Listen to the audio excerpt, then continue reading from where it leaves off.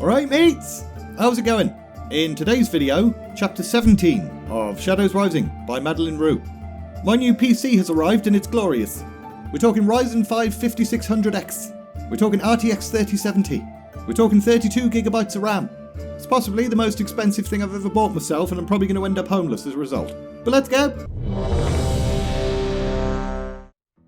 Meanwhile, in the sea somewhere, Matthias Shaw was currently hanging about reading a book below deck, with his bezie, Flynn Fairwind, sat across the table from him. The sound of a flute was in the air, as well as a party atmosphere. The rest of the crew up above were having a whale of a time. You can join them, you know. Despite the not-so-subtle hint, Flynn remained where he was. Crew has less fun when Captain chaperones. They need time to relax and just be themselves. Don't you need that also? Everyone does. Except you. Do you ever stop working? Not really. Well, maybe you should try it. Fine. Matthias closed his book and stretched his arms over his head. I stopped working. What now? I don't know. What do you want to talk about? This was your idea.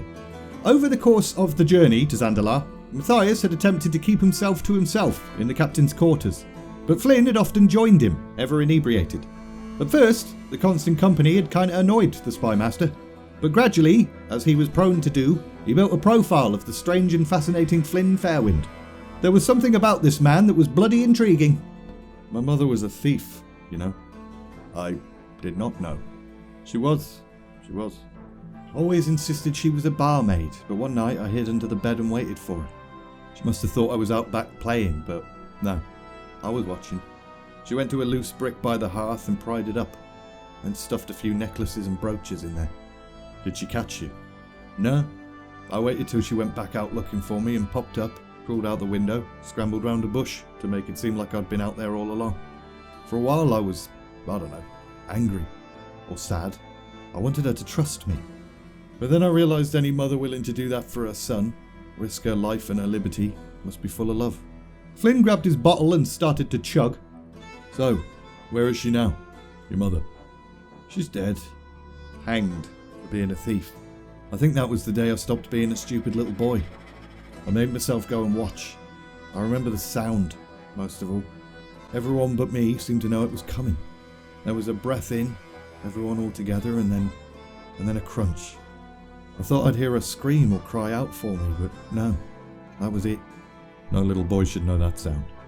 You've heard it before, I gather? Yeah, many times. And does it always make you feel sick? Always. Matthias knew they'd both possibly just killed the conversation, but he didn't want it to end. My grandmother was a thief too. Pardon? Suddenly, there was a frantic pounding at the door before it burst open. Captain, you need to see this. New plan. We land and we land fast, if we can land at all.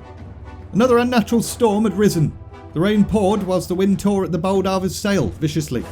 Melee, if you're still aboard and alive, get us to shore. Flynn then crashed across the main deck, using anything he could to stay upright, hoping to find the Tide Sage, who was their only hope of surviving the storm. It was pointless yelling out to her. The wind was catching any voice and carrying it away. A seagull came out of nowhere and whipped him right in the face before rocketing out to sea, but eventually, finally, a door. So the captain threw himself through it. Sure! The spymaster emerged shouting something, but the sound was lost.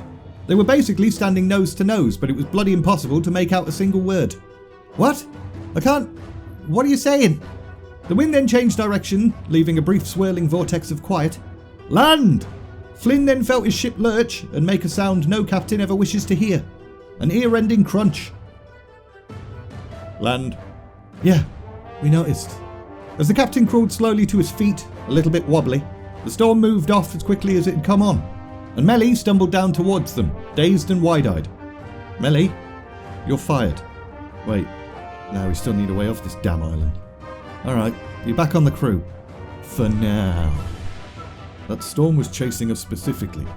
I'm no expert, sure, but I think it's safe to assume we're not dealing with ordinary weather phenomena.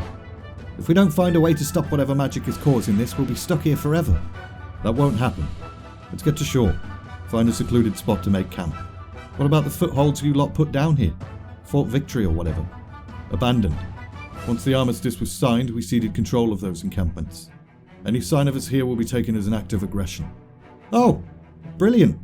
Then I'm glad we shipwrecked with such cat-like subtlety. Marshlands to the north, river to the west. As Matthias looked at his map, Flynn simply observed his surroundings. There's a village to the south. That must be Zebahari. Shit. We should be much deeper into Nazmir. I wanted to avoid veering this close to the Troll City. Well, pardon me. I thought we had until the White Lady was full to get there. Silly me. Don't get defensive. Once the crew are back on their feet, we can follow the shore north and stay close to land to avoid the storms. A short, sharp whistle came from behind them, and Flynn glanced back to see one of the sailors hanging over a railing, looking glass in hand, pointing frantically towards the dense jungle. Sure, look lively. Flynn then drew his sword, but Shaw calmly stuck his arm out, preventing the captain from charging into the jungle. They've spotted us. What are you waiting for? Spilling blood will only cause more attention. They aren't dressed in royal colours, and they're moving off. Probably just foragers. The spy master then mumbled the words white and black to himself. You what, mate? Did you get a look at their garb? White and black, with some sort of design on it. Looked like a lot of arms and legs. Like a spider. Yeah, exactly like a spider. Let's have a look at this camp of theirs. Maybe they left something behind. Upon entering the camp, Shaw immediately noticed that they had indeed left some things behind. This is worrisome. Why? It's just arrows. Completely normal arrows. This fletching. I've seen modified fletching like this before. We're on the right track. Shaw then fished out some pieces of parchment that had been covered by the sand. It's pretty fortunate that these trolls had just left clues lying around on the ground. Take these. Put them in your pouch. What? Why me? Yours is drier. Just do it, Fairwind. I need to look around more. Get those back to ship and be careful. Alright. But only because you asked so sweetly. Flynn then left Shaw playing in the sand and made his way back over to the ship. Our cheerful master of ceremonies wants us back in the water quick as he please. A general groan came from the crew. Now. We won't weigh anchor far from here, and then you can eat as much cod and chug as much grog as you like. We've survived the worst bits, lads and ladies, so pull up your bloomers and let's hop to it. Melly, can you, I don't know, tide sage us out of here? Aye, sir. Tide's going out and the waves are nice and gentle. Excellent. See? Good news. Fortune doesn't favour the bold, it favours the patient.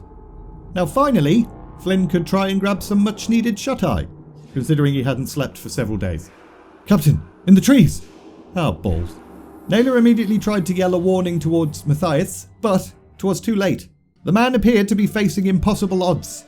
Nobody could stand alone against that many enemies. And the trolls charging him were not the white and black clad ones they'd seen before. These ones were shrouded in intricate golden armour. Royal guards. Bollocks. They'd been made. Flynn watched, heart pounding, as Shaw lifted his daggers, and then carefully placed them down in the sand. Surrendering. This wasn't right. That was their man down there, and Flynn didn't care how many trolls he had to fire on to save him. So he lifted his hand, ready to give the order, but Shaw then abruptly turned towards the ship and mouthed something towards them. Run. Do we fire, sir? No. Get us out of here, Melly. But Shaw knows what he's doing. We have to trust him on that. We have to trust our own. The Zandalari arrow then struck the deck with more falling immediately after. So Melly closed her eyes, thrust her hands out and used her Tide Sage magic. And the Bold Arva went bloody whoosh or something. But Fairwind felt awful. The only man he'd ever told about his mother, who'd listened and knew exactly when to give that little wince of solidarity. A man that Flynn had grown to trust completely. And they were leaving him behind. And we're leaving it there! So I've tried rendering this one at like 1440p and 60 frames per second. I don't know if it looks any better. I mean, the frames per second thing is especially pointless considering how I animate these, but whatevs. As usual, link in the description if you're interested in buying this book.